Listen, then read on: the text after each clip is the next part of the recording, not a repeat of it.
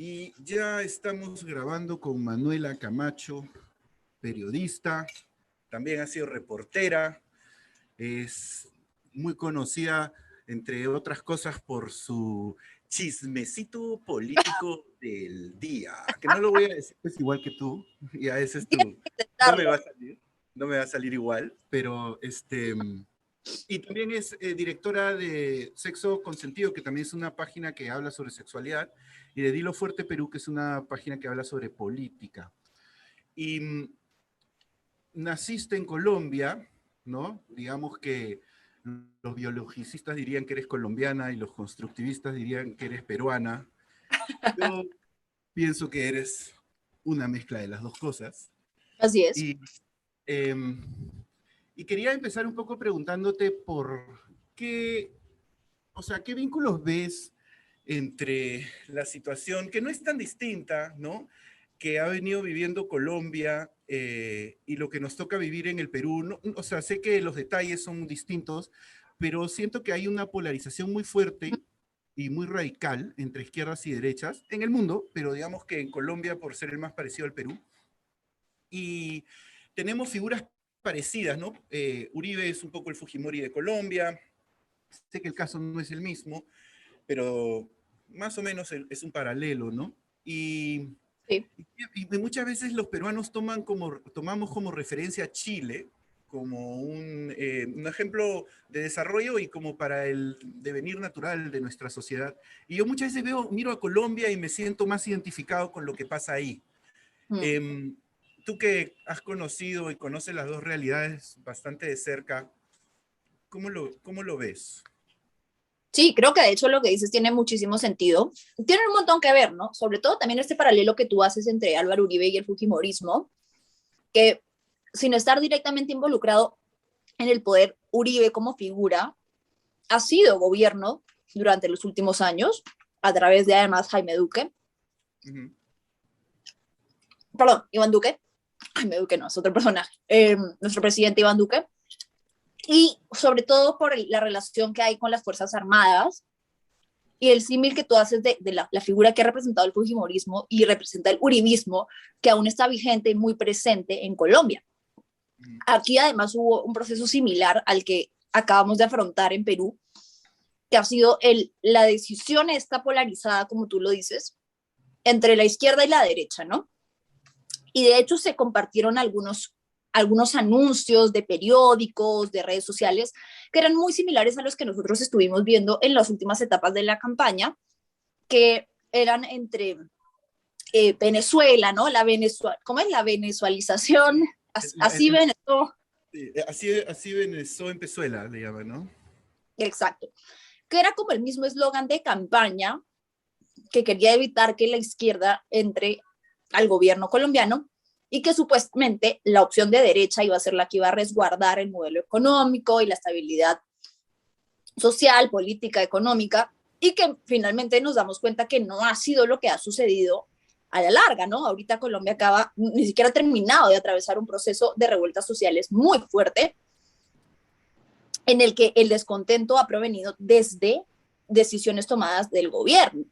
Entonces, yo creo que en eso nuestras realidades como países latinoamericanos se parecen muchísimo, y también en esta división y a lo que se aferra cada uno de los grupos, por así decirlo, en dividirnos en algo tan simplista como derecha-izquierda, y si tú eres de izquierda o comulgas con la izquierda, eres comunista, eres rojo, eres terrorista. En este caso, pues en Colombia tenemos una historia también muy reciente de guerrillas, entonces se relaciona mucho a las personas de la izquierda con esta criminalización, digamos, ¿no? O que apoyan a las fuerzas guerrilleras.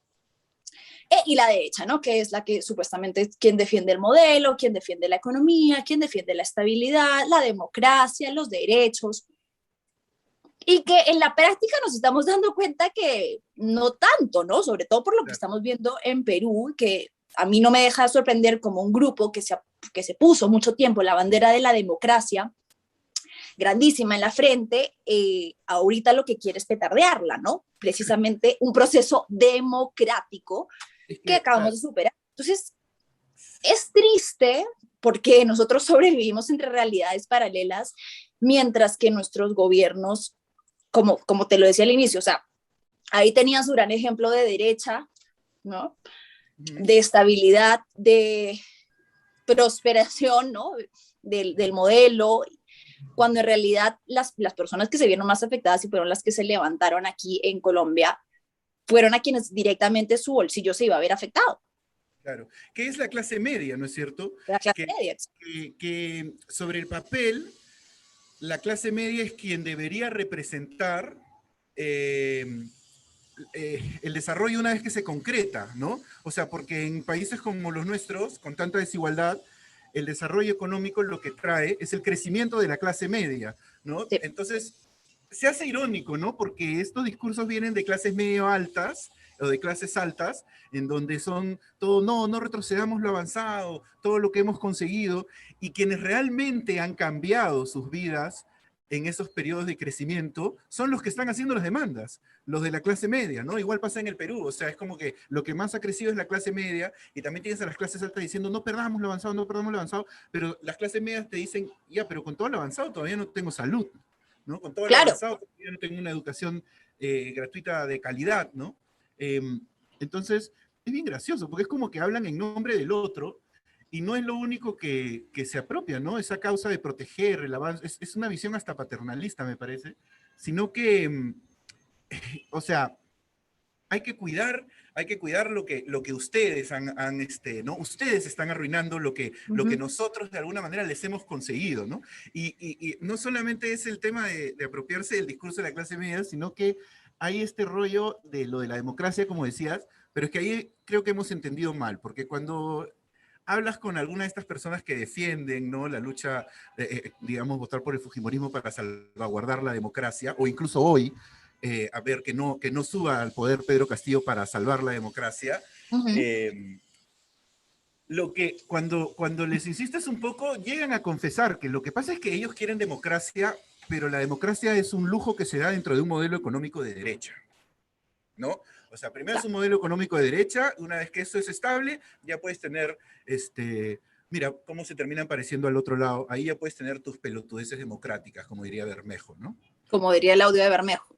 Claro. Claro, Entonces, o sea, la democracia no puede ser mientras a mí me convenga y mientras a mí me guste y mientras, porque ya migramos, creo que ya mutó ese discurso de la democracia, ya es como que ya se desnudó y es, quiero que salga mi opción, por más de que no sea la que haya sido elegida democráticamente, valga la redundancia, no voy a permitir que la otra opción que a mí no me gusta asuma el poder. Y ahí estamos ante un problema gravísimo porque precisamente lo que más queremos preservar es nuestra democracia y evitar recordar épocas golpistas, ¿no? Y que justamente por eso es tan delicado cuando se pone, a mí no me deja de sorprender cuando se pone la misma frase, preservar la democracia y a la vez golpe de Estado, ¿no? Hagamos un golpe de Estado para preservar la democracia, es lo más ilógico que puede salir de la boca de una persona que creo yo son personas letradas en su mayoría o al menos dicen serlo, ¿no? Y que yo entiendo, o sea, yo lo que siento de todo esto, Jaime, es que yo entiendo el miedo, creo que lo sentimos, hay dudas, ¿sí? Con respecto a la otra opción, que es, por un lado, Keiko Fujimori versus Pedro Castillo. Yo puedo empatizar con el miedo porque yo también lo he sentido, con las dudas, con la preocupación, con las incoherencias que uno puede encontrar en su discurso, que es muy poco lo que podemos saber, digamos, directamente de la boca de Castillo, que para mí también es una preocupación, lo poco que se sabe y que se expone él como figura. Con eso puedo empatizar, eso lo puedo entender, pero lo que no puedo entender es cómo tú te vuelves la antítesis de lo que has defendido o lo que has dicho defender en campaña por estos valores, ¿no? Democráticos o de defensa de la libertad y que terminas convirtiéndote en exactamente todo lo que dices detestar.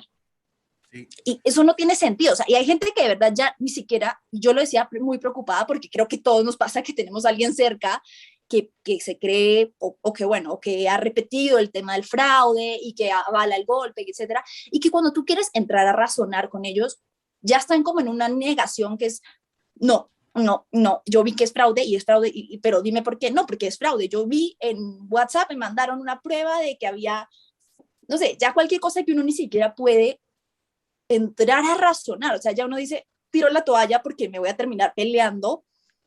Y qué triste que hayamos llegado a ese nivel, o sea, en el que ¿cuánta gente no tiene uno silenciado en el Facebook actualmente? ¿A cuántos no hemos eliminado? ¿De cuántos grupos de WhatsApp no nos hemos salido? Sí, sí, yo tuve mira, precaución en el momento y ahora lo veo casi como una suerte y lo voy a hacer toda mi vida. De antes de la primera vuelta, apenas el primero de mis compañeros dijo que quería votar por López Aliaga, yo ni siquiera le discutí y solamente me salí de mi chat del colegio. Dije, no, me voy amigos, regreso después de la segunda vuelta. Estos lugares no son buenos para hablar de política, les mando un abrazo. Conservamos lo que nos une y no lo que nos separa. Adiós, me fui. No. Y no tengo ningún chat grupal, solo el de mi familia, donde felizmente la gente ha sido más tranquila, a pesar de que todos estaban aterrorizados y la gran mayoría han votado por Fujimori. Yo ni les he discutido, ¿no? O sea, yo les dije el primer día, yo creo que Castillo va a ganar, apenas empezó la segunda vuelta. Tenía una seguridad, digamos que era mayor a la diferencia que terminó sacando. Yo pensé que iba a ganar un poco más fácil, ¿no? Pero sí yo consideraba que fuera casi imposible que ganara Keiko Fujimori, pero sí, es verdad que es como si Keiko Fujimori fuese, o el Fujimorismo en sí, fuese una especie de instrumento para sobrellevar una serie de taras que tenemos como sociedad, lo Sí, pienso a veces, porque, yo estoy de porque acuerdo en eso. sí, O sea, creo que ha sido como de lo que se han podido aferrar para desnudar un montón de pensamientos que tenían y que no estaba ok o no era socialmente aceptado sacar, y que finalmente se han puesto esta bandera de lo incorrecto, quiero decir, o sea, por las palabras que dicen defender, ¿no? Estabilidad, democracia, que es justamente lo que menos tenemos en este momento.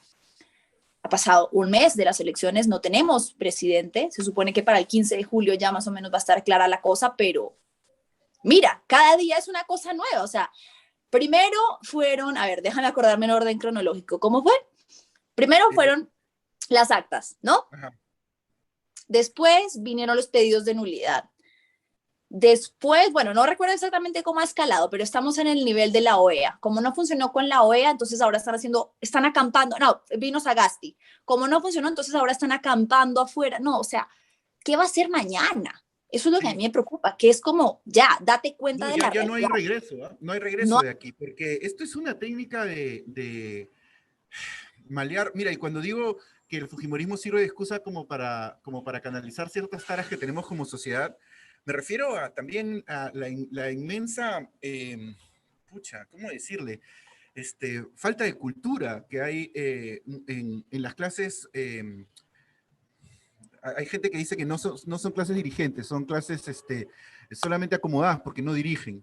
Pero digamos, en las clases acomodadas del Perú hay mucha ignorancia. Entonces creo que el Fujimorismo ha tenido unos cuantos triunfos ahí, no solamente el de convertirse en el sinónimo de la eficiencia en un estado de precariedad, ¿no? Porque mucha de esa gente asume que que Perú es un país corrupto, en donde no se pueden hacer necesariamente bien las cosas, entonces, ¿por qué no instrumentalizamos a este grupo mafioso que ya más o menos la tiene medida, ¿no? Eso es una manera, pero además creo que han tenido dos triunfos muy grandes. O sea, uno es el de vendernos o venderle a gran parte de la población la falsa dicotomía entre Fujimorismo, ¿no? O en todo caso, Fujimorismo e izquierda, sí. ¿no? Porque acá se siente como que es por un lado el Fujimorismo, por el otro lado la izquierda, ¿no? Me pregunto si es que en Colombia pasa lo mismo con el uribismo. Sí, claro. Este, y es como si el Fujimorismo en sí fuese una ideología, ¿no? Y la izquierda fuese solo lo que se le opone, ¿no? A mí me da Y risa porque los matices se han desdibujado, ¿no? O sea, si tú no necesariamente dices ser de izquierda, pero si tú no estás a favor de el grito de fraude, si no estás a favor de Fujimori, si se te ocurre cuestionar el modelo económico, entonces haz sí, un pasito hacia la izquierda. Más allá de eso, eres rojo, terruco, comunista, de todo lo que pueda haber. Y en la derecha, o sea, creo que algo de lo más cuerdo que he leído fue a una persona de derecha, porque también creo que a veces es bueno leer un poco de todo, ¿no? O sea, si tú eres más afín a una ideología o si comulgas más con ciertos pensamientos, no necesariamente hay que leer solamente a las personas que tienen ese mismo pensamiento. No, es Entonces me una pareció, trampa eso. es una trampa, me pareció muy cuerdo leer a una persona de derecha decir que en el Perú no hemos podido tener o no han podido tener la derecha verdaderos representantes de derecha porque el fujimorismo ha como copado todo ese cupo que podría haber de que emerjan partidos o representantes que realmente puedan formar una derecha decente, ¿no? A Claro. lo largo de los años. Y me pareció cuerdo leerlo de una persona que se considera de derecha y que dice, bueno, yo sí comulgo con los pensamientos de derecha, sobre todo en el tema económico, pero no considero que el fujimorismo sea eso. Considero que el fujimorismo ha, lo que tú decías, instrumentalizado el poder y ha utilizado las instituciones para sus fines, más que realmente gobernar, ¿no? Porque lo único que ha hecho en los últimos 5 años, por lo menos, ha sido petardear cualquier intención de avance y manejar desde el gobierno como si estuvieran jugando en contra del Perú. Sí, sí, pero es que es interesante porque lo que hacen es como un papel servil a la derecha conservadora del Perú, ¿no? O sea, no es que necesariamente sean parte, que esto es algo que a mí me llama mucho la atención. Keiko no es considerada parte de la derecha conservadora, o sea, bueno, sí en cuanto a la manifestación de esa ideología, pero de quienes se consideran los que mandan ahí, digamos, las clases, o sea, los pitucos más Claro, no, ya no, blancos, conservadores. Keiko es un instrumento, como lo fue su sí, padre, ¿no? Por eso es que cuando ganó Kuczynski, todos esos, pues, bueno, o muchos de esos ya no podían más, ¿no? Yo me he encontrado con gente, sí, yo me he encontrado con gente que dice aún hoy que Kuczynski es el presidente ideal. Y le digo, pero si ya gobernó y le fue como el culo. Y es como, no, pero es que es porque los fujimoristas no lo dejaron, ¿no? Y esas mismas personas, además, ahora han votado por Fujimori, ¿no? claro. Es que Es que es hay como la continuación. O sea, sí, creo que igual también acá hay un rol clarísimo que ha jugado el miedo, ¿no? El no permitirnos ver, o sea, y creo que al fujimorismo le ha servido mucho el juego del miedo, porque si bien la opción de izquierda, sí, efectivamente para mí tiene muchísimas carencias y no hubiese sido la que yo personalmente hubiese querido que llegue a esta instancia o a estas alturas, eh, digamos que creo que lo que más jugó a favor de su opción en contra fue el satanizar esa alternativa, como pobreza, como comunismo, como Cuba, Venezuela, modelos que no son necesariamente similares o no son tan fáciles de asemejar con la realidad peruana. claro. Y incluso, o sea, yo lo digo porque cala, ¿no? O sea, uno escucha en los medios y además porque la opción de medios que tenemos actualmente pues está lastimosamente muy desprestigiada en este momento y yo lo digo con mucho dolor porque yo aún se lo digo a las personas que me rodean, yo me salí de la televisión, pero a mí me encanta la televisión, o sea, a mí... Ay, perdón. Los uribistas. Llamando, porque estás Claro, hablando. se están chuponeando. Me encanta la televisión, pero en este momento no veo un espacio en el que yo pudiera sentirme representada dentro de la televisión y creo que sí, o sea, por ejemplo, cuando lo comparaban con los medios estadounidenses, por ejemplo, la diferencia es que aquí los medios son empresas muy fuertes, muy grandes, muy poderosas y no son lo que deberían ser, que son medios independientes y que Claro. justamente los medios son la oposición al poder, o bueno, no la oposición, pero son los que cuestionan al poder, no los que son serviles del poder. O sea, eso desde la definición debería estar clarísimo para nosotros y en nuestra televisión no funciona así.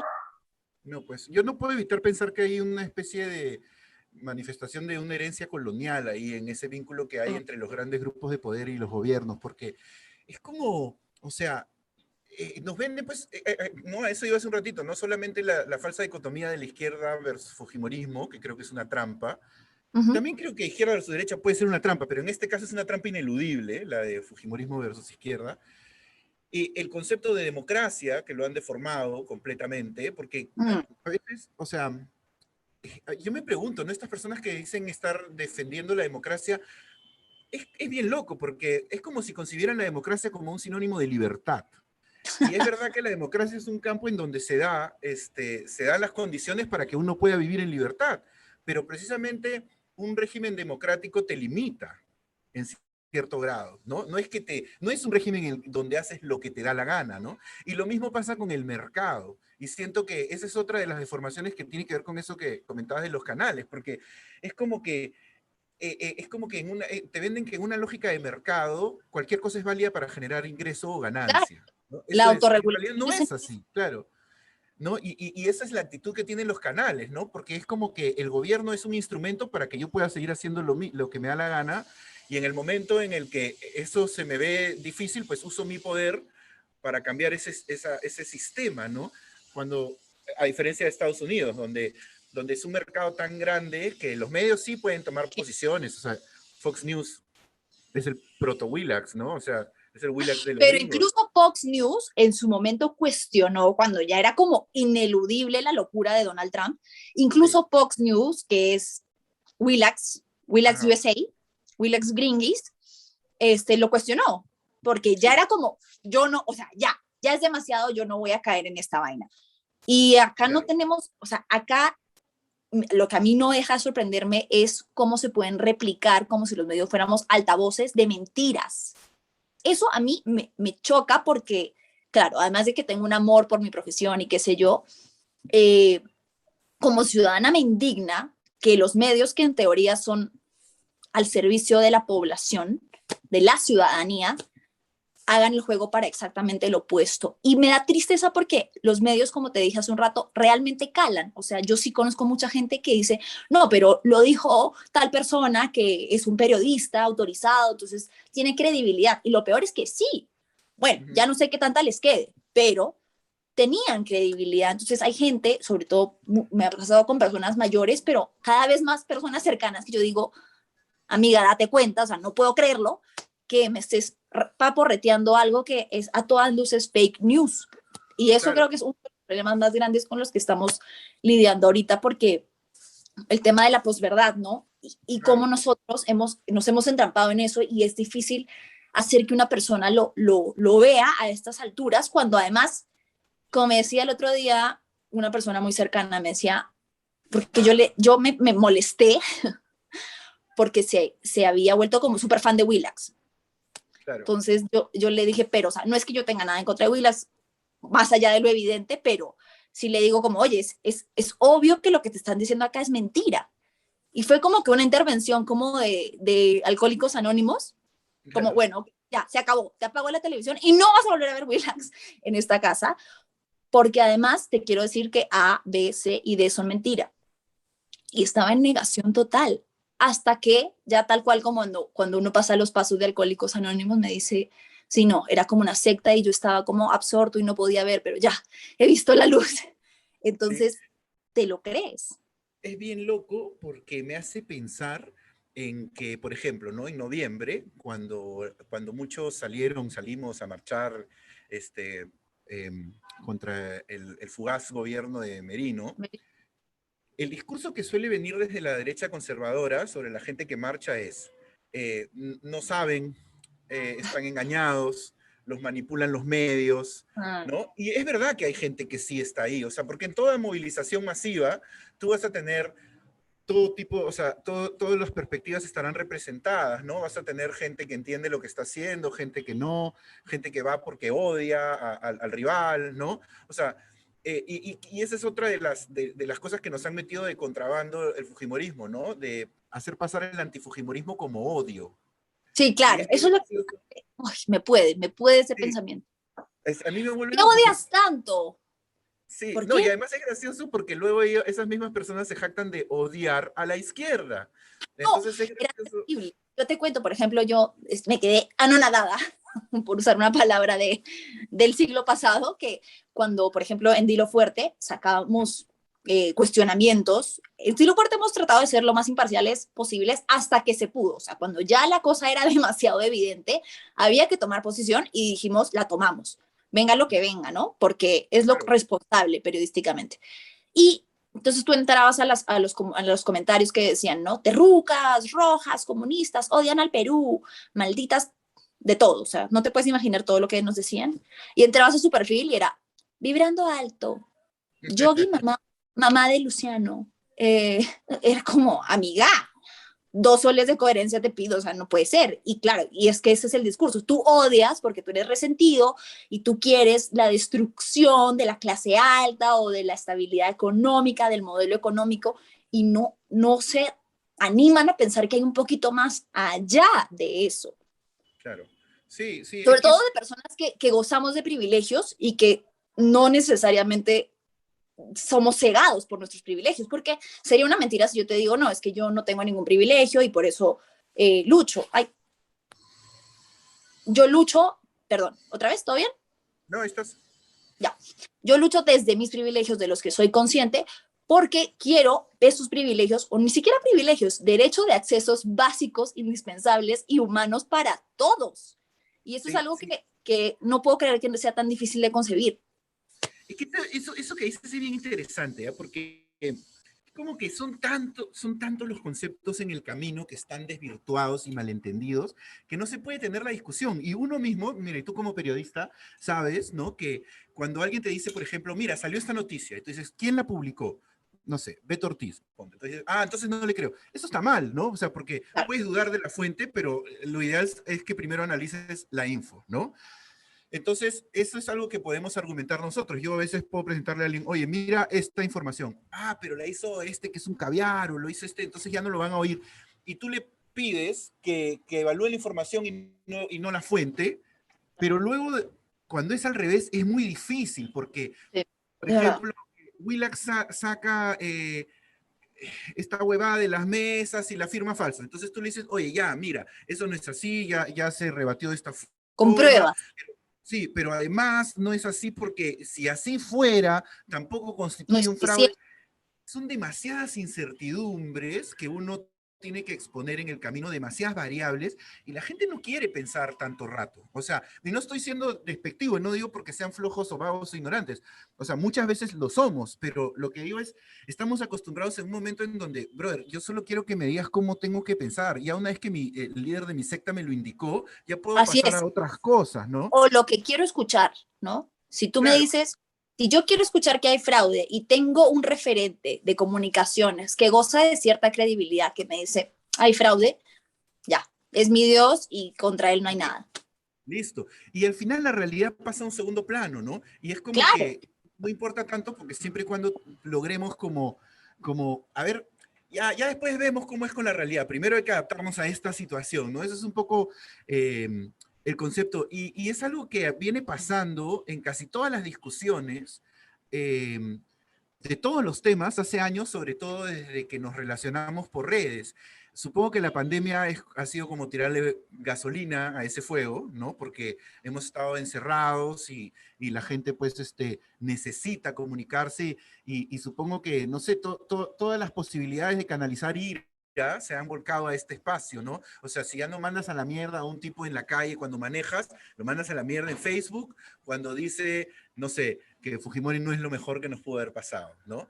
Entonces, creo que también hay algo en el medio, en la dinámica, ¿no? Donde ahí también la realidad deja de importar a tal punto que se hace intercambiable. Y siento que es algo que ha venido pasando en un montón de enfrentamientos culturales, ¿no? Sobre todo, por ejemplo, en los últimos años, ha venido pasando con la cultura de la cancelación.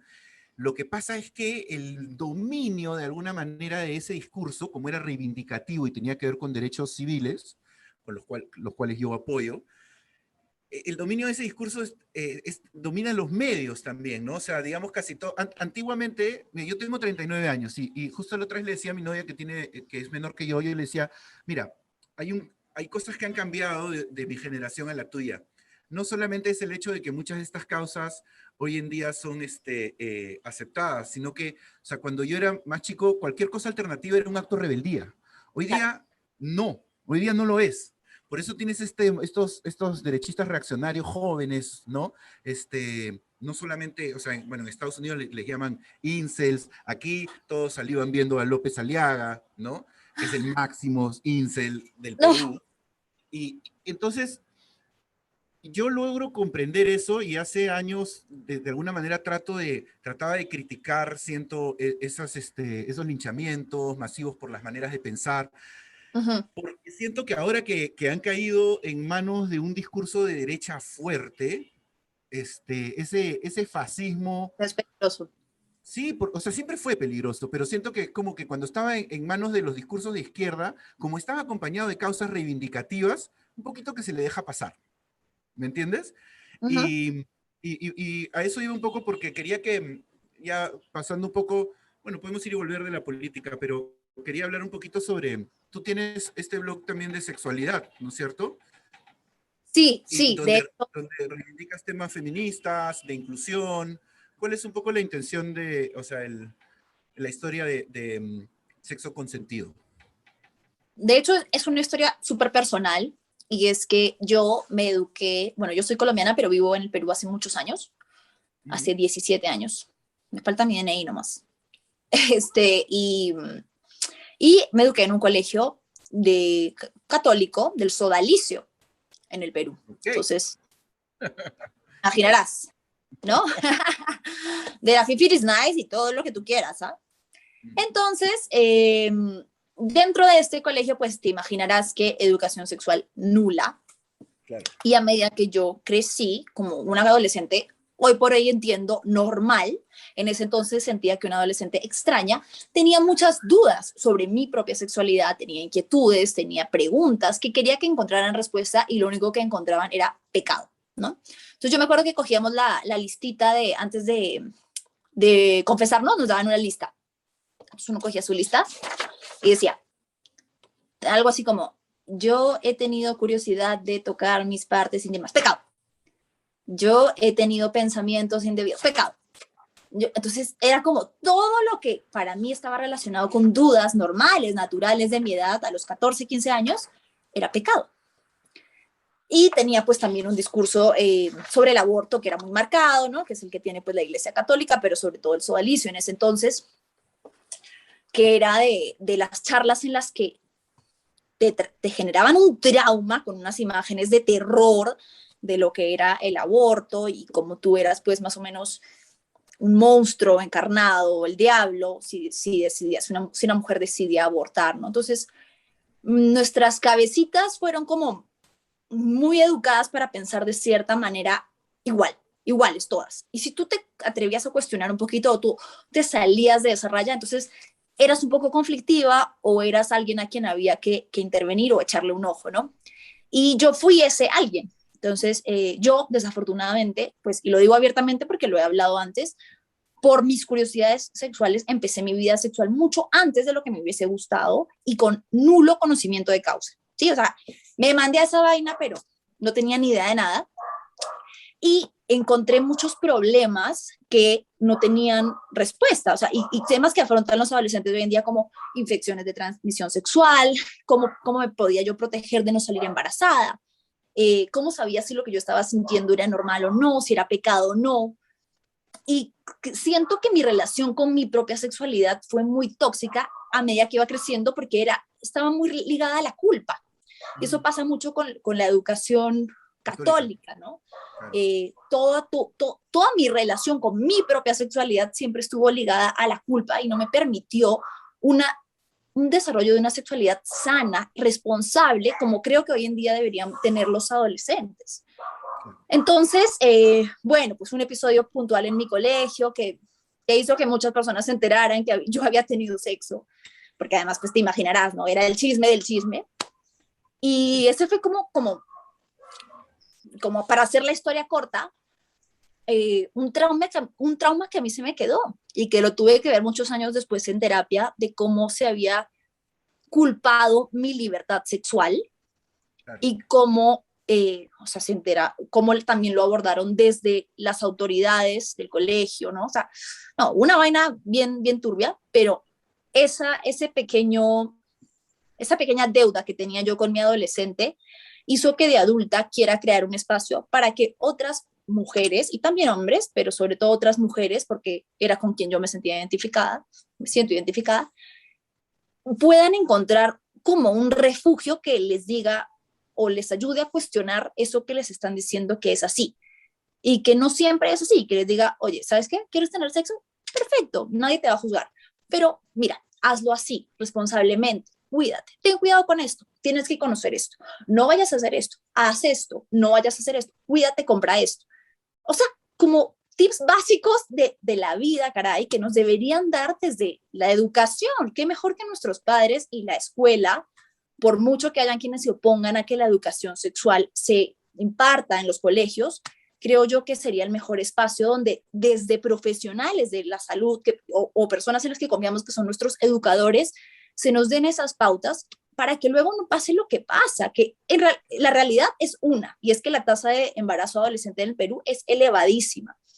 Y que los adolescentes, como siempre digo cuando hay mamás que me escriben escandalizadas, no van a dejar de tener sexo porque tú les prohíbas hablar de sexo. Van a tenerlo igual, solamente que van a tenerlo con cero conocimiento. Esa es la única diferencia que vas a hacer si tú decides hablar. Y muchas veces con culpa, ¿no? Que es lo que Sí, se termina, a veces, además, muchas veces también traduciendo en comportamientos tóxicos consigo mismo y con el otro, ¿no? claro. Eso es lo que no se dan cuenta. Yo también fui a un colegio católico y de hombres, y solamente, y era como que era bien complicado porque también las únicas clases de sexo que teníamos era como meternos un poco de culpa sobre la masturbación. Las únicas veces que nos llevaron como a juntarnos a todos y a darnos como una clase maestra fue a mostrarnos las fotos más horribles de las personas que habían tenido enfermedades venéreas. Ay, Claro, como somos hombres, no hay esa parte de decirnos no lo hagan, ¿no? No hay esa parte. Asumen que lo vas a hacer igual, solamente te cargan de suficiente culpa como para que el día que te quieras levantar a hacerlo, tal vez tengas demasiado peso sobre los hombros, ¿no? claro. Pero va más por ahí también el discurso. Y me hace pensar, es bien interesante lo que dices, ¿no? Porque cuando tú dices, mira, podría haber usado este tip, este otro, enumeras como 10, ¿no? Y, y ya eso representa pues un nivel de complejidad que Claro, es que son que cosas básicas. precisamente estos discursos no se rehusan a lidiar. Y es un poco lo mismo que hablábamos un ratito en lo de la política. O sea, ¿qué es más fácil, pues, darte todos estos 10 tips o decirte no? No porque malo, ¿no? Claro, ¿Qué es lo que hacen, no?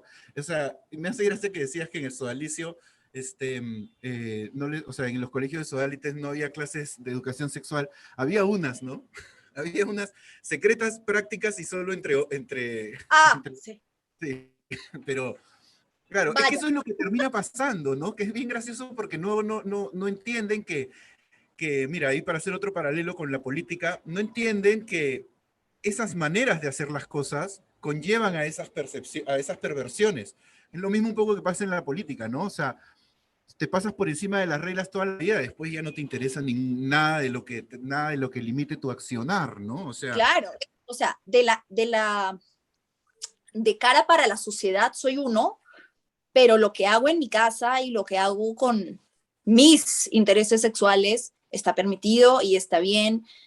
Y eso es, o sea, claro, obviamente es el cuestionamiento más grande a esto que ha sido los casos de pedofilia, que bueno, ya, digamos, es pasar a un tema mucho más denso, pero no podemos ignorar que ha existido, que ha marcado un episodio fuerte en la historia, no solo mundial, sino en exclusiva, en particular en el Perú, en el sodalicio. Y creo que para mí también en particular salir del colegio y, y analizar después de muchos años esto fue muy fuerte. Creo que todas las personas que hemos estudiado ahí sí tuvimos como un momento de decir, wow, no puedo creer que esto sucedía. Y que a la vez a mí me decían esto, no hagas esto, no hagas esto, no hagas esto. Y sí, como tú dices, o sea, ese tipo de comportamiento represivo que priva de la información, finalmente puede generar exactamente lo contrario, ¿no? claro. ¿Y tú eres creyente? Mira, mi relación con Dios ha sido jodida, porque creo que es como cuando te quieren meter algo tan a la fuerza que tú dices, salí del colegio y dije, chao, no, esta vaina, adiós. Porque Claro. además me había ido muy, o sea, como que no tenía mucho cariño yo a mi colegio, mi experiencia con el colegio no fue la mejor.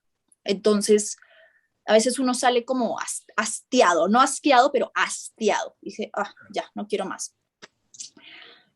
Y poco a poco he ido como redefiniendo mi relación con Dios y haciendo las paces con que no es o no tiene que ser como ellos me dicen que tiene que ser.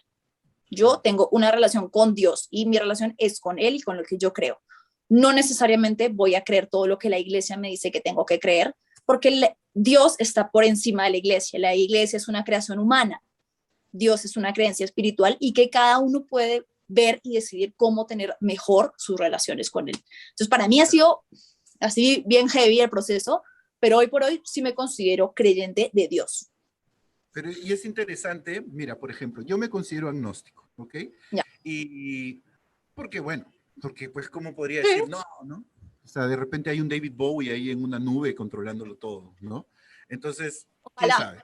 Ojalá, ¿no? No creo, lo habría hecho mejor. Pero bueno, y, pero, o sea, no es tan distante la figura de lo que tú planteas con un poco como yo lo veo, ¿ya?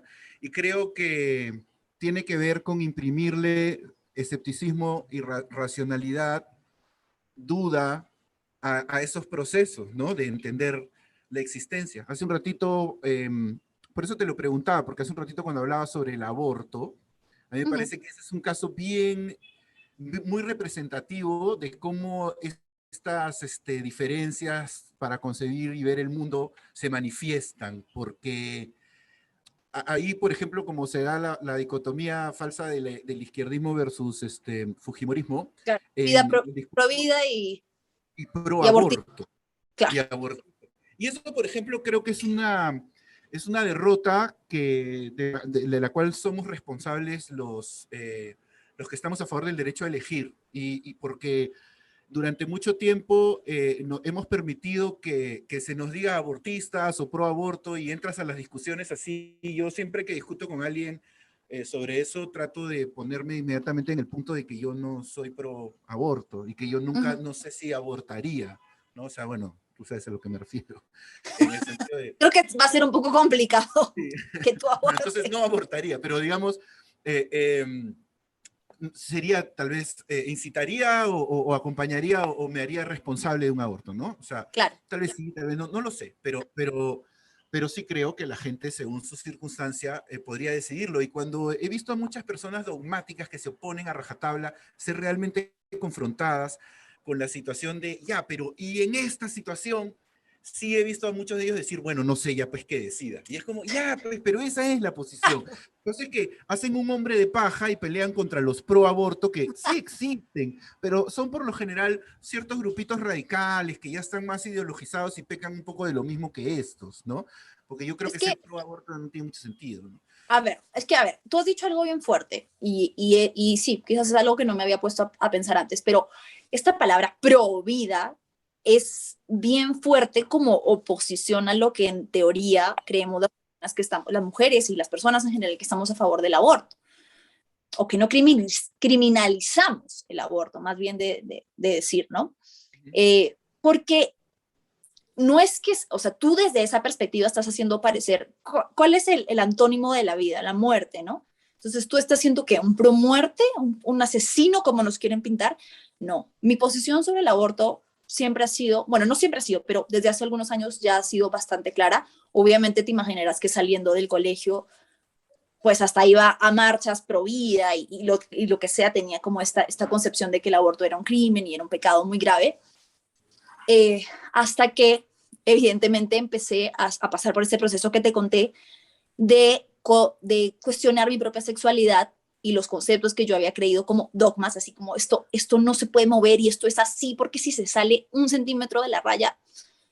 Y entendí, y creo que esta realidad me chocó muy fuerte, que el aborto existe. O sea, independientemente de si yo estoy a favor o estoy en contra, el aborto existe, es una realidad.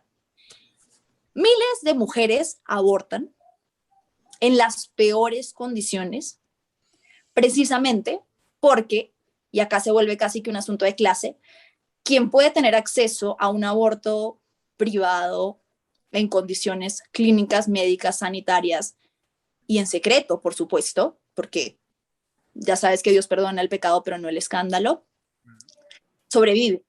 Y la mujer que no, muere. Entonces, para mí en algún punto de la vida dejó de ser un asunto de creencia y de aborto sí, aborto no, y más bien verlo como lo que realmente es, que es un tema de salud pública y de la necesidad que hay de establecer leyes para que las mujeres que necesitan acceder a un aborto, porque además, claro, otro de las razones que dicen es, no, pero ¿por qué quieren abortar? Tantos hijos que tienen y más bien vayan a cuidarse, pero son mujeres que tampoco han recibido nada de educación sexual. Entonces, Claro. es una larga cadena que se inicia desde mucho antes, que tiene un tema cultural muy fuerte, de educación muy fuerte y de ausencia de Estado y de educación y de presencia de Estado, porque además ve tú y pregunta cuántos preservativos hay disponibles en las postas médicas y cuántos métodos anticonceptivos de los que supuestamente se predica que están disponibles realmente se aplican a las mujeres, sobre todo las más necesitadas, porque nosotras podemos, yo me voy a una farmacia y me compro mis pastillas y listo, se acabó. Claro. Pero mi realidad no es la del resto de las mujeres de este mundo y de este país, sobre todo tampoco. Entonces, cuando ya lo dejas de ver como un asunto de lo que yo creo, lo que yo considero, y lo empiezas a ver como, ok, esto es una realidad, ¿de qué lado de esta realidad voy a estar? ¿Del que permite que las mujeres sigan muriendo por años en las peores condiciones sanitarias? ¿O del que busca que el Estado legisle a favor para que no mueran estas mujeres y para que haya un marco que proteja y que todas podamos acceder a esto por igual? Además, porque hay algo que, Jaime, yo no sé si a ti te ha pasado, pero presenciar un aborto es horrible. O sea, es horrible, de verdad. Los abortos son dolorosos, es un proceso muy duro para una mujer, muy solitario, y además hay mucho dolor. No es que las mujeres abortan y es, yupi, hey, hoy voy a abortar, como a veces lo pintan, ¿no? Es súper doloroso, es un proceso internamente doloroso, físicamente doloroso, no es nada fácil llegar a esa decisión. Entonces sí creo que si una mujer ha tenido que llegar a ese punto, lo que merece mínimo es poder hacerlo en condiciones salubres, sanitarias, Claro. con acompañamiento que le impida morir. Nuevamente, valga que retorne a este tema, pero es que básicamente para mí la diferencia es esa, aborto para las que viven, aborto para las que mueren. Sí, sí, yo estoy de acuerdo. E incluso creo que, no, yo nunca he presenciado un aborto, de eso estoy seguro, espero nunca tener que hacerlo y sí, me imagino que debe No, ser es horrible. horrible. Tengo entendido que hay distintas maneras de hacerlo, ¿no? No sé si Sí. un aborto temprano con pastillas, no sé si es, desde la completa ignorancia pregunto, si es igual, si puede ser igual de traumático que uno más, con un método más agresivo.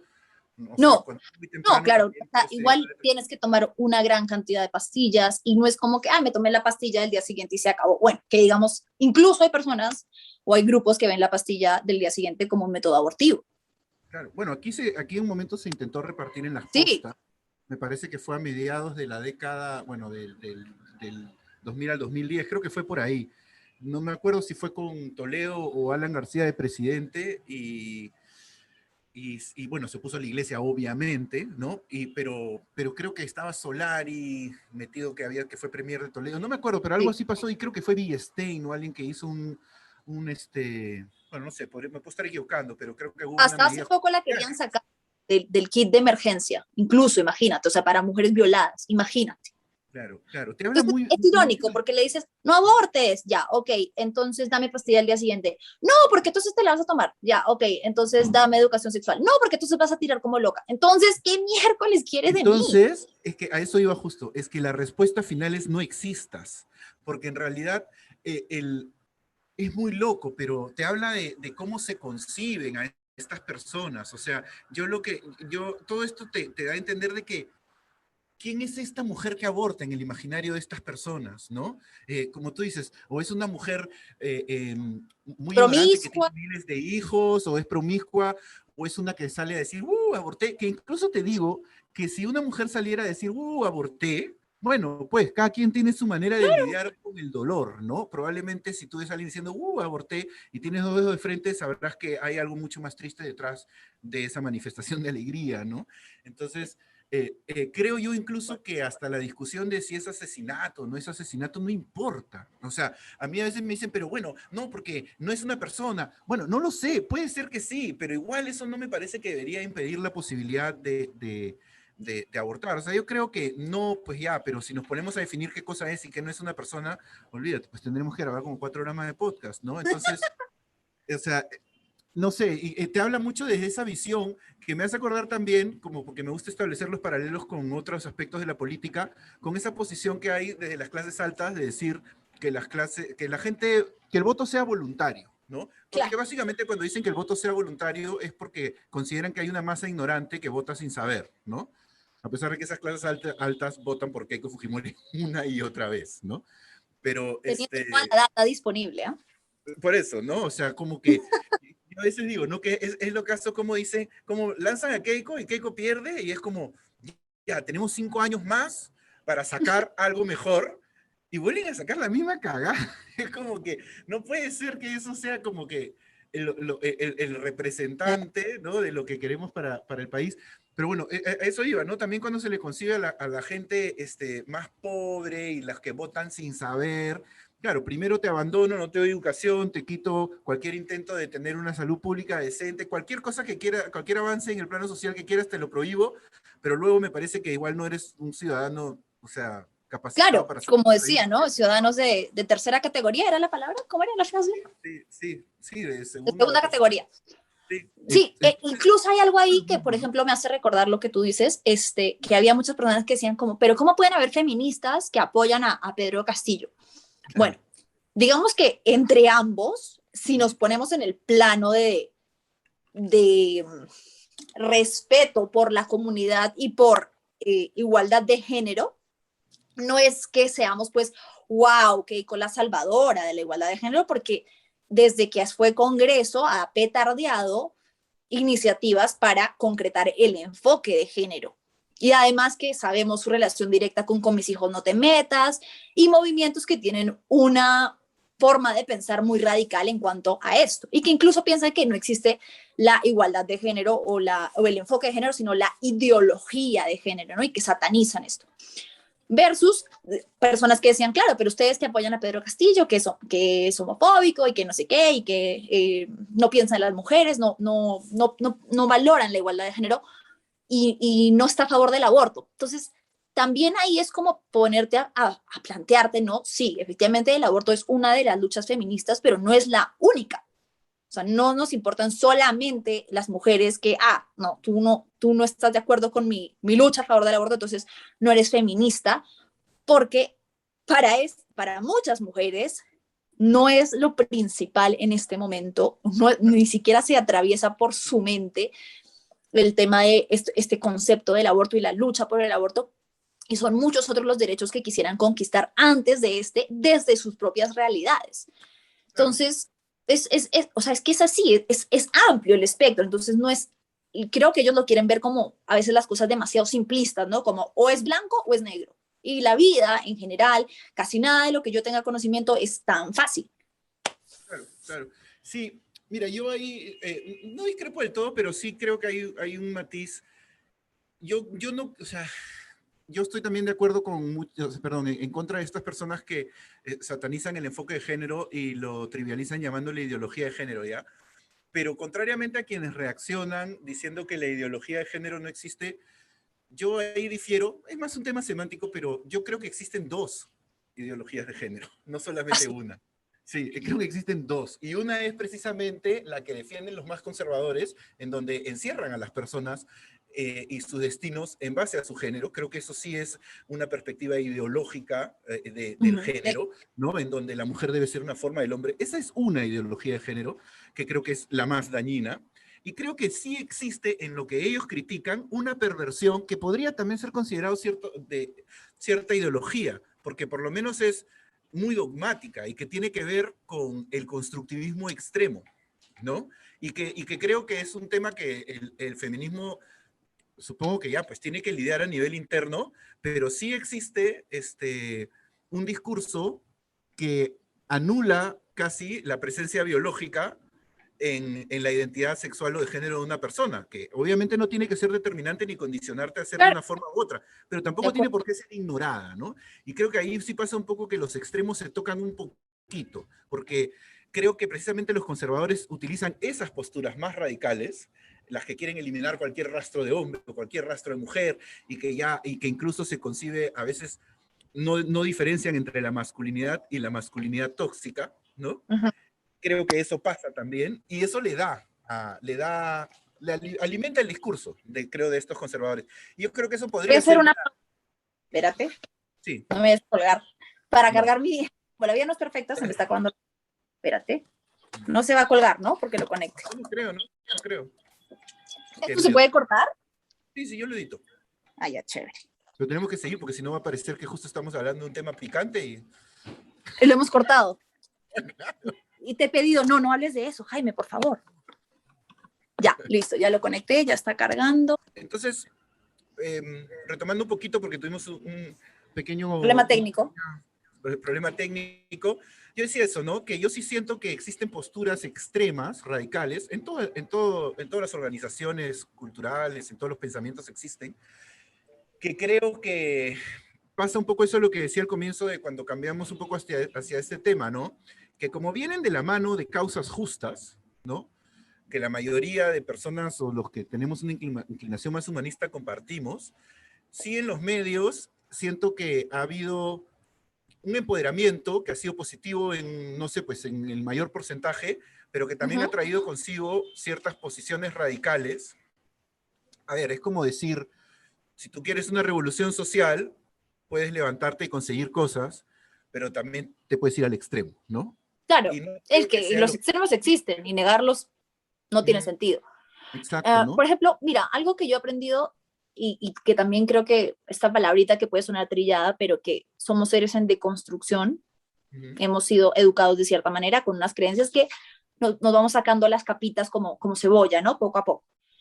Yo, por ejemplo, era de las que creía mucho que el componente masculino no puede entrar en las luchas feministas, ¿no? O sobre todo en un tema como el aborto. Entonces, a medida que he ido conociendo, leyendo del tema, pero sobre todo escuchando, que creo que es algo que nos falta tantísimo como sociedad, escuchar otras concepciones, percepciones, ideas, he entendido que hay cosas que sí, como tú dices, nosotros a veces hemos radicalizado y que, por ejemplo, en este tema del aborto es ya casi tanto un sujeto político y como te decía, de salud pública, que no tiene sentido limitarlo a útero sí, útero no, ¿no? Eso sí, por ejemplo, algo en lo que yo misma, con respecto a cómo pensaba hace un año, no muy atrás, he cambiado. Y sí, o sea, es que hay cosas que uno también con la vida se va cuestionando y creo que eso es parte es normal.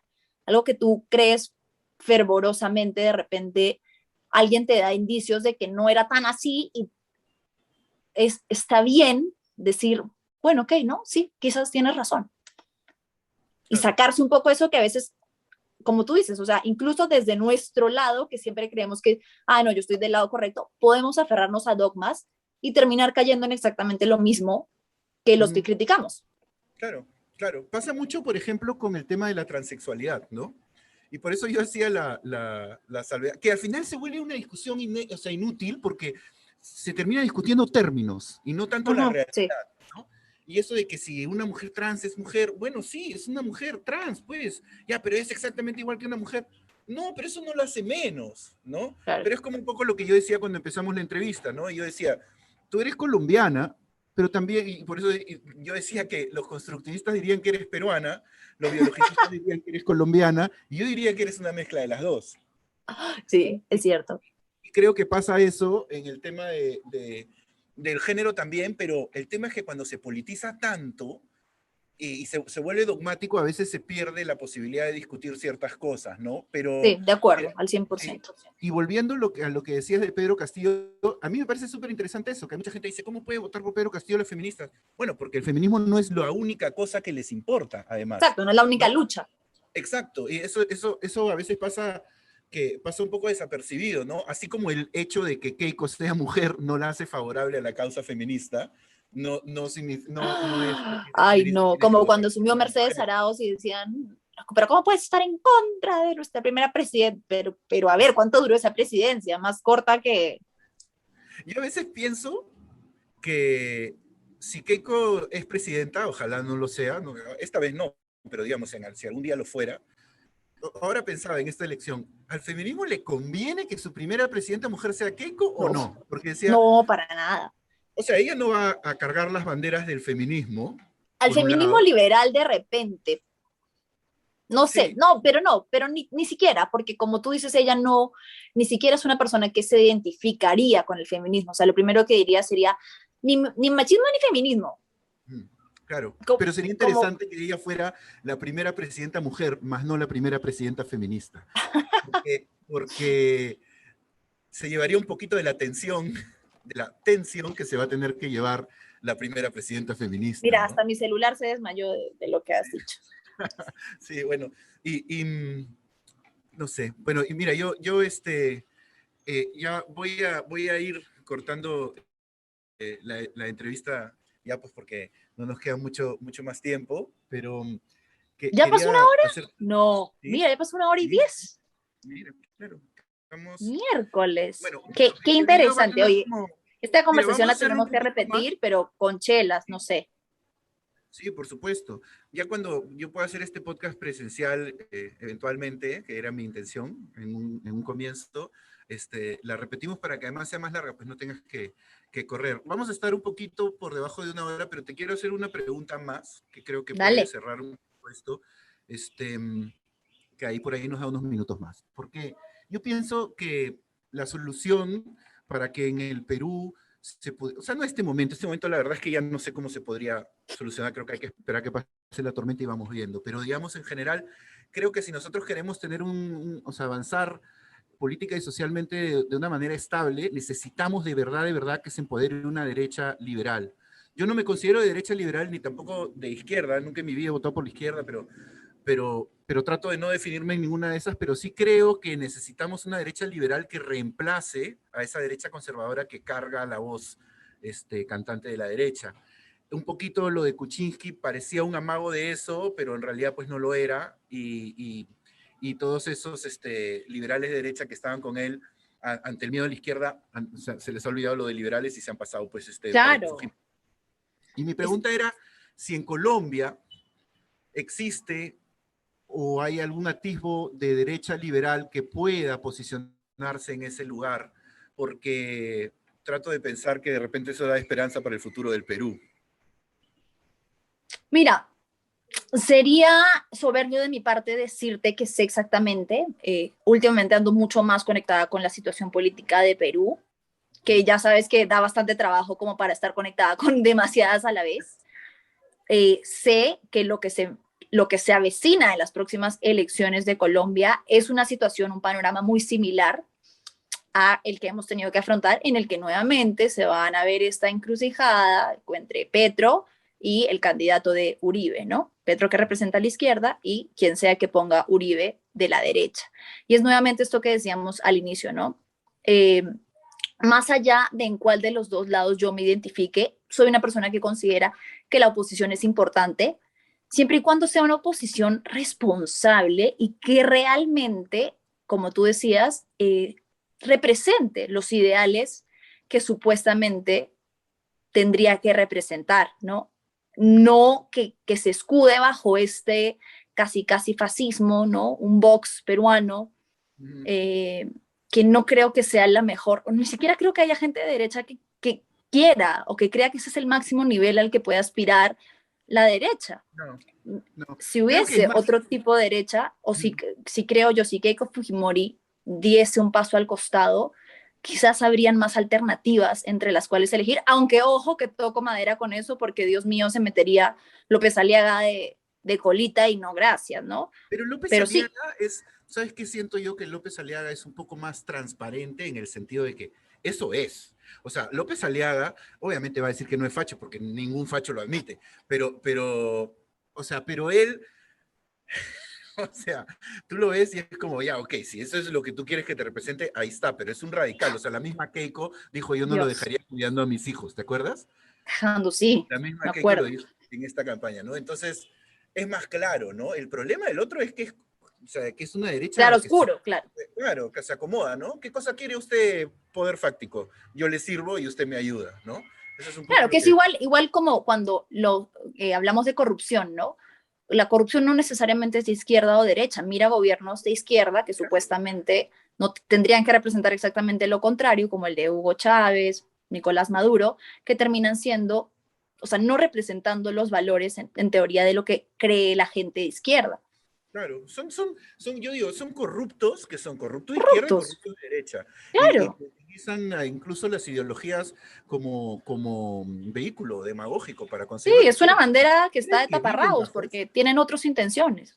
Sí, sí, sí, en ambos lados, ¿no? Porque luego parece que solo criticamos a la derecha, pero la verdad es que No, sí, y aquí la derecha, tampoco hay una izquierda consolidada, o sea, mira qué tan dinamitada ha estado la izquierda y que obviamente también, bueno, desde mi perspectiva, pues pasa por un proceso también fuerte de machismo que nunca le iba a permitir a Verónica Mendoza como representante de la izquierda asumir o ser un poco más líder, que también habría que ver, creo yo que también es hora, con el dolor de mi corazón de repente, de ver qué pasa si Verónica Mendoza ya no es como el bastión de la izquierda y también se abre paso a nuevos representantes. No sé, porque también ya lo he muy intentado varias probable, veces y no lo ha alcanzado. Y ya digamos, mucha gente ha demostrado que no se siente representada por Verónica Mendoza.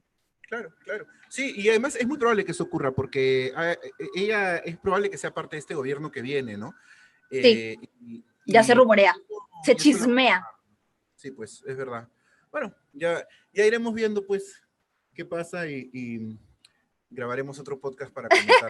Oye, sí, espero que no sea la primera vez porque la conversación ha estado súper interesante, Jaime, de verdad, mil gracias. Sí, sí, Se ha será la pasado el primera tiempo vez, volando. pero no será la última. Chévere. Eso sí Muchísimas te lo gracias prometo. y saludos para todos los seguidores de que no El puedo creer. podcast. Sí, Ajá. pero además de tu espacio, o sea, a mí me encanta lo que haces con la comedia porque no es fácil hacer comedia en estos tiempos, política, incisiva, inteligente. Hace Muchas mucho gracias. tiempo yo pensaba que la comedia estaba un poco perdida en el Perú porque los representantes eran muy básicos de, ¿no? Lisuras, y creo que es una concepción que hemos tenido mucho tiempo, ¿no? De Sí. pichica, capoto, jiji, jaja, Es lo más y fácil, ¿no? Pero en la sí, pandemia, muchos comediantes han encontrado la manera de qué chévere, me encanta. hacerse oír, ¿no? Y sí, yo creo que es importantísimo. Además, es importante, creo que los comediantes, o sea, más allá de mí mismo, que te agradezco lo que me dices, pero yo invito a muchos comediantes a conversar, porque al final, que es como lo conversaba con Farid Cajat la semana pasada, entre los que observan la realidad nacional y la terminan convirtiendo en comentario político y la que los convertimos en comedia, solamente No hay mucha cambia diferencia. el outlet, ¿no? Claro, o sea, Sí, sí, pero sí. los tormentos son los mismos. O sea, Es no hay verdad, mucho. igual creo que no es nada fácil hacer comedia, entonces es un riesgo mandarse con lo que sea que se manden los cómicos o las personas que tratan de hacer comedia política y también de otro tipo, ¿no? En el Perú, que poco a poco ojalá vaya surgiendo y vaya teniendo más espacios. Sí, sí, olvídate. Si no se cae a pedazos este país, los comediantes venimos con todo para cuando se termine la pandemia. Así que Sí, ya nos vas verás. a ser tu unipersonal, Sí, claro, sí, claro. Voy a hacerlo. tú a su madre from San Y a su Isidro, ok. madre, sí. Sí. Tengo uno que está en YouTube, que lo puedes ver, que es el último show que hice, que lo grabé en la estación Bravazo, lo voy a ver. ¿Cómo se de llama? Barranco. Se llama Life in San Isidro in Barranco. Y lo grabé en diciembre del 2019, pero ya apenas se pueda y en no mucho voy a empezar a hacer shows y voy a ir a Espero mi ciudades de invitación. provincia. Sí, voy a ir a provincia primero, creo, pero después cuando Ah, venga ya, acá, bravazo, bravazo. te, Te te esperamos en invitaré. Lima. Voy a cortar ahora sí la grabación. Manuela, muchas gracias. A Hasta ti. acá nos acompañan los seguidores. A ver.